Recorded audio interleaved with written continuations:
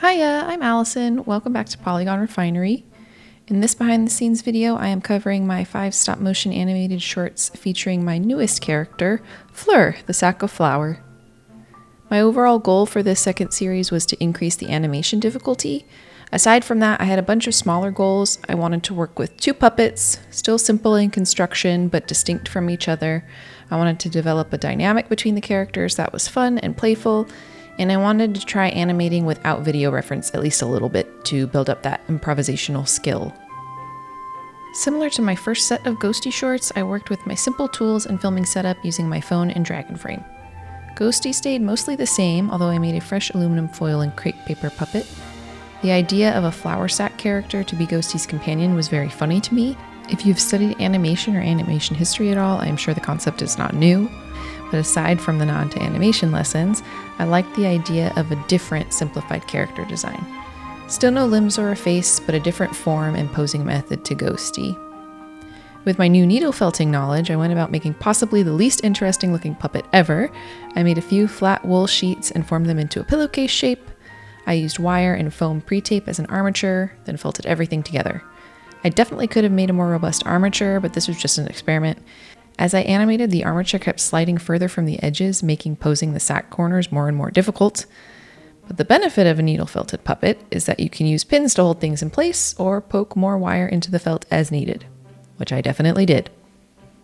Aside from a second character, I also added a new rig to my setup made from combining 2 soldering mounts together. I had seen this idea around the internet, but I solidified my choice after completing Lumi Baron's stop motion workshop. These tools are very affordable, and while not perfect, it was nice to have something easier to manipulate than just wire to hold my puppet in position. Getting Ghostie to hover was especially easier because of this rig. I found that magnets helped the base feel solid after adding the extra arm pieces, but I do not think this rig could handle much more weight than Ghostie. The joints are not robust enough, so I'm sure rigging will evolve over time for me as I animate with different puppets. Otherwise, my magnetic wire arms remain my main rigging, while Ghostie alternated from magnetic clips to helping hands.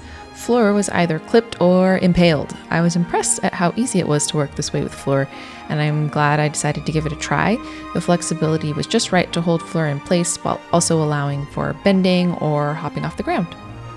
In order to explore the relationship between Ghostie and Fleur, I focused on making shorts that showcased both personalities. I wanted to animate more crazy antics on screen and ended up dabbling in some special effects with dust clouds made from ripped paper, and I created a more cohesive story this time, not just little random moments. I tied in Fleur's entrance with the ball from the previous episode, introduced both characters to each other, and then showed some bonding time between them. I had so much fun doing the dance short with just Ghostie in the first series, I knew I wanted to have dancing again. It was a lot more difficult animating 2 characters together. The puppets and boombox kept colliding, and I had to change my choreography a few times just to stay sane, but I do like my final result. There are some movement choices I think are really cute, and I will definitely continue to animate dancing scenes. Prop making for this series was straightforward because it was directly tied to my plan for each short, and I leaned into the made of paper aesthetic. As an evolution of the Walkman from the first series, I made a boombox to play music this time around. Juxtaposing Ghostie's predictable floaty movements with Fleur's daredevil antics led me to the homemade circus and cannon idea.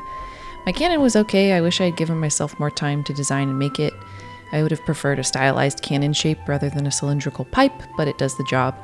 And I found out that I can indeed screw bits of cardboard together to make joints. Cardboard, glue, and paper can be a really affordable medium, and I highly recommend giving paper crafting a go. Creating Fleur's costume was again an evolution of my earlier shorts. Ghostie tried on a bunch of accessories in the first series. I considered doing the same thing for Fleur, but realized that the accessories would not fit the same, and I'd rather try something different anyway. Fleur is a daredevil. I knew I wanted them to get thrown around the screen. The circus cannon idea and Evel Knievel were already floating around in my brain. Then I thought, what could make Fleur a bit more expressive? And remembered the magic carpet character from Disney's stage production of Aladdin. The idea was clear. Tassels. They would be a bit like hands. Add an Evel Knievel inspired cape, and it was just silly enough to work. While dancing and the timing of certain actions like bouncing or falling are still much easier to do with video reference, I challenged myself to avoid using reference videos if I was able to, and I actually managed to do it a bit this series. About half of what I completed in these 5 shorts was animated from my brain without any lav, so I consider that goal completed and look forward to honing that skill even more. Moving forward, I plan to animate more complex puppets with limbs and joints, eventually working my way up to lip sync. I will hopefully be upgrading my camera setup and fiddling more with lighting soon. I would love my lighting to get better with less flicker and not have to worry about leaving my phone behind between animation sessions. If you're interested in a bit more behind the scenes of my process, you can check out my previous video linked in the description.